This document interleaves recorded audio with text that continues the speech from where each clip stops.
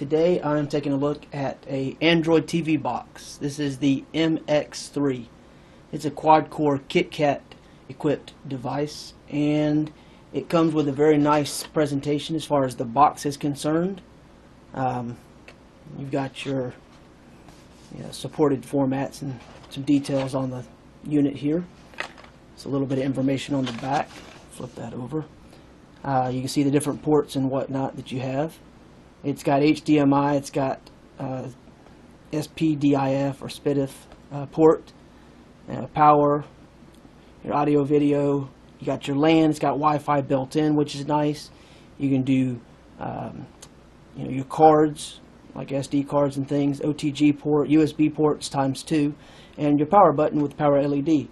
The really cool thing I found is I actually have, as you can see in the picture here, this blue light. This is a USB hub, and it works, and it doesn't mention that I noticed, but it does function, and I like that. It comes included with a standard HDMI cable, which is nice. I already had one, so I just went ahead and connected that. And it has your audio video cable with component type connections, so that's good for people that don't have the newer TVs with HDMI. The increasing popular OTG cables, which a lot of people are familiar with, they use for Android and PC or Apple products. They transfer files back and forth, thumb drives and whatnot. Common use for that, so a lot of people use these days. And it has a black and white user manual, and you can just kind of use that as needed. I kind of glanced over it, but I didn't really find a whole lot of need for that. I'm going to include a link for a remote control app that works with this device that you can use on your tablet. It's mentioned in the user's manual, but I went and found the site. I have the English translated site from Google Translate, so that'll make it easy. And I went ahead and loaded that on my tablet, which we'll get to in another video here in a few minutes. So let's check that video out right now. Thanks. Alright, so in case you didn't see the remote control, that is the remote control that comes included with this device. I also have the mouse hooked up, and I already have my tablet connected, so we'll go ahead and fire this up. And you can watch, it boots up fairly quickly, runs really well overall. The only issue I've had with it was with some videos playing back on YouTube, it had a little bit of a stutter. I'm not 100% sure if that is related to my, let me give you a little bit better view here. I'm not sure if that's 100% related to my internet connection or if that is related to the playback, but I feel like it's more the playback because with other devices my internet seems to work really well. I've got the mouse hooked up. Let me show you the launcher 3 option first, because this is what you get when you start up. And you get pretty much a basic Android looking setup screen, and you've got all your different things listed here. Personally, as far as using it on the TV and everything, I kind of feel like it's a little better when you have the other option, which is the media box launcher, only because it's just simpler to navigate. I think it has a better look and a better interface as far as using it on your television goes.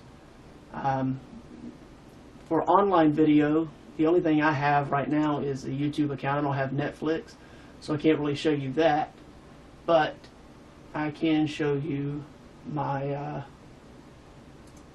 YouTube account, and this was a video that was playing back fairly well.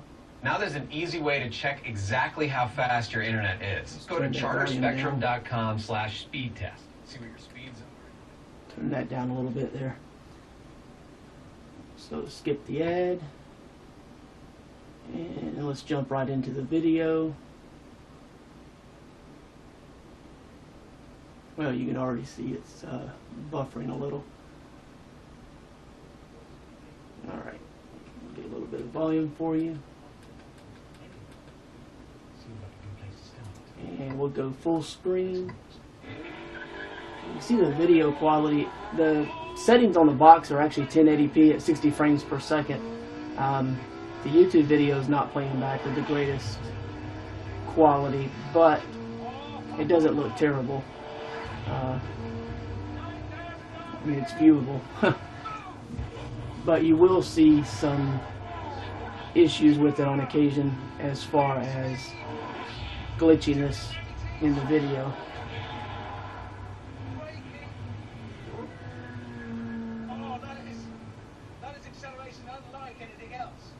Yeah, the video is actually a lot more grainy in this instance than it was before.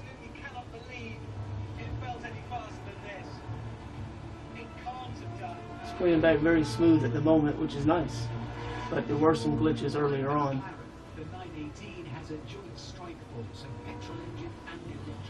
So you can see it plays back YouTube well. I say you may have some glitching issues. I had a little bit earlier, but it seems to be playing back fine now.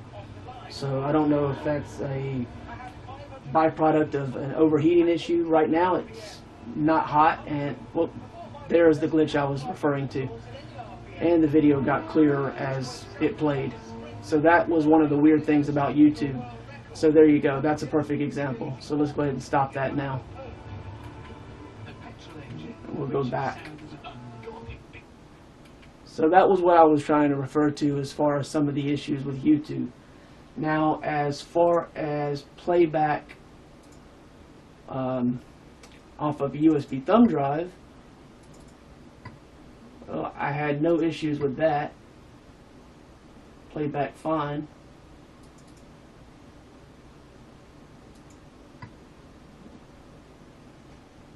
Sorry about that. That was my own fault.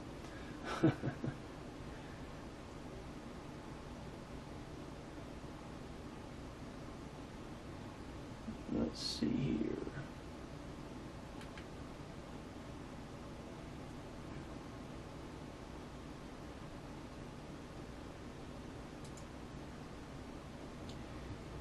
All right.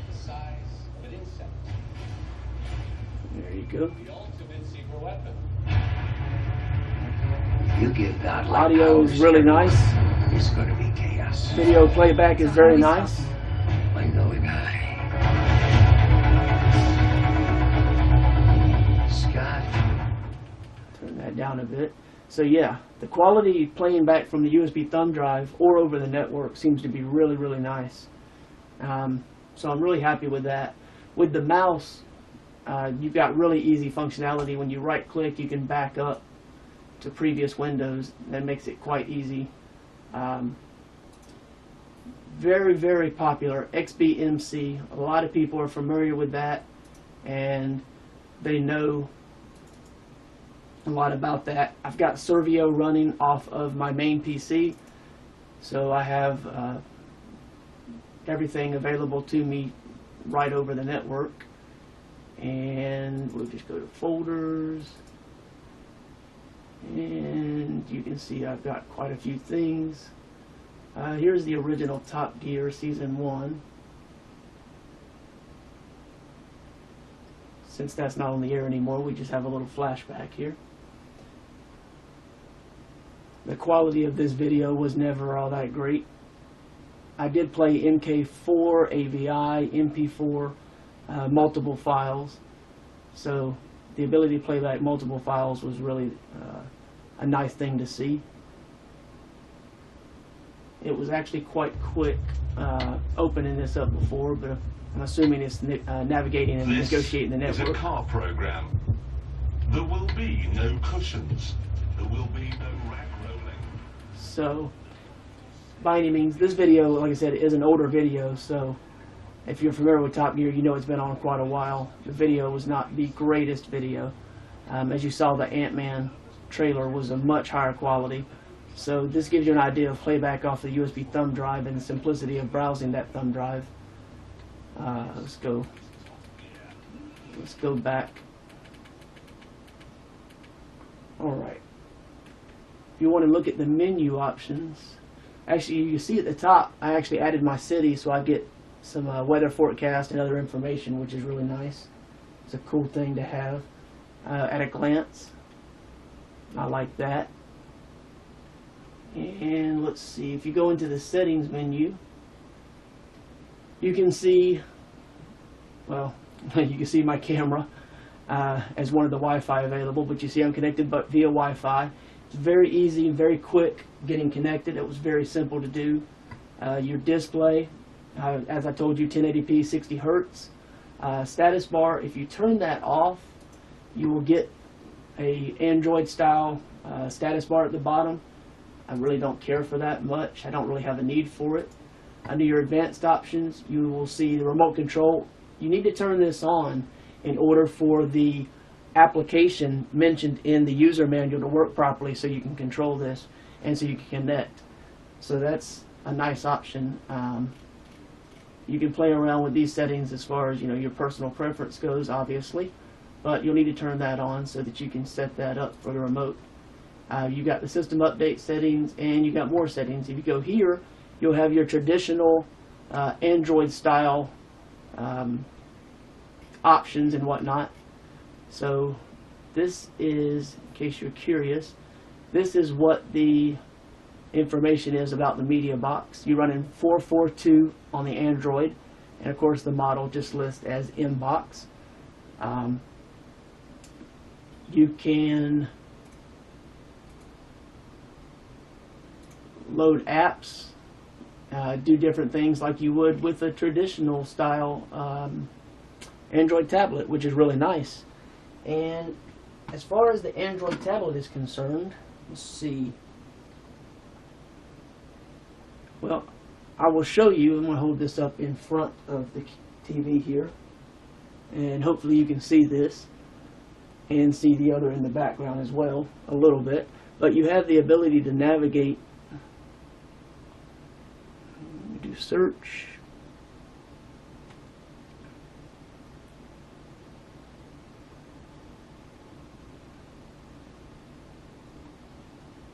See, add, confirm. All right, you click on the device, which is there.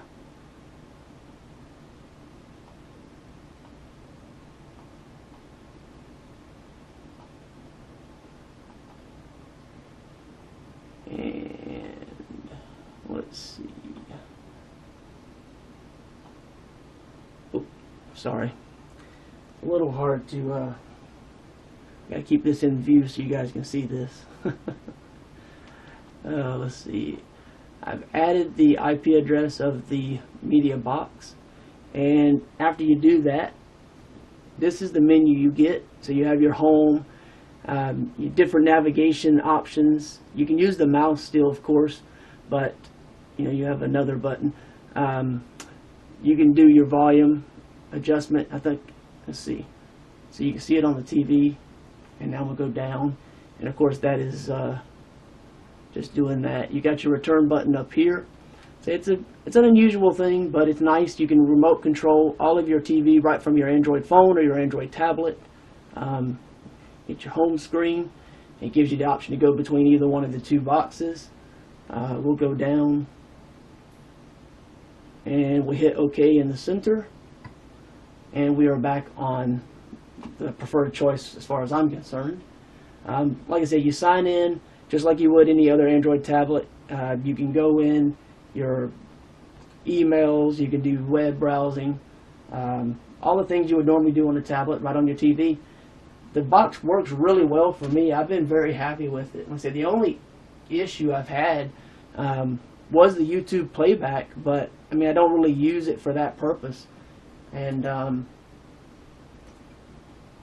if you're looking for a media box, this definitely works really well for me, and it has the ability to support a hub, which was nice because I can add my mouse and add more USB devices than just the one, which is nice. And it's actually a USB 3.0 hub being supported, so that's a nice option as well. I don't know if there's anything else to really go over because, I mean, a lot of it is pretty self-explanatory. Like I said, it's basically like an Android tablet, so a lot of that functionality is there. If you have questions about configuring it and all, that takes a little time, just like it does getting a new phone or a new tablet to go through. So there's always that, that aspect. I don't really have anything on here. Apparently this is the gallery that was there before, but yeah, it's just a nice machine. It works really well. It's only mildly warm to the touch. It's not getting hot and doesn't seem to be overheating. And I'm in a room right now that's actually considerably warm. It's over 80 degrees in the room I'm in, so only because I turned the air and fans off just to keep it from interfering with the video. I wanted to make sure that the audio was picked up without any interference from the additional noises. So if you're looking for a nice player, I feel like this is a really good little box.